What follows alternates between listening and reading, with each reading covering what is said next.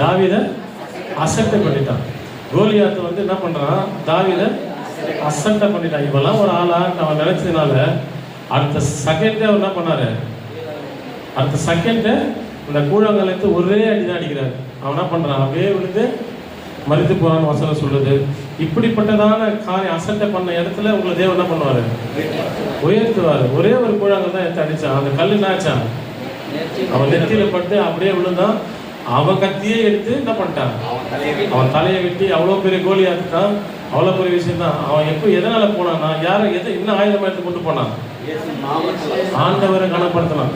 என்ன படுத்தினா, அவரை கனப்படுத்தினா ஆண்டவர் என்ன பண்ணிட்டாரு, அந்த தேசத்துக்கு ராஜாவாக்கிட்டார். அப்ப இன்றைக்கு நீங்க கனப்படுத்தணும், நீங்க உண்மையா நீங்க கனப்படுத்தணும்னு நினைச்சீங்கன்னா நீங்க எப்படி இருந்தாலும் உங்க வாழ்க்கையில ராஜாவா நீங்க மாறதுக்கான வாய்ப்பு கண்டிப்பா உங்களுக்கு கிடைக்கும். ஏன்னா ராஜான்னா நீங்க தேசத்தை ஆள்ற ராஜாவும் இல்லை, நீங்க ஒரு குடும்பத்தை ஆள்னா கூட நீங்க என்னது ராஜா தான்.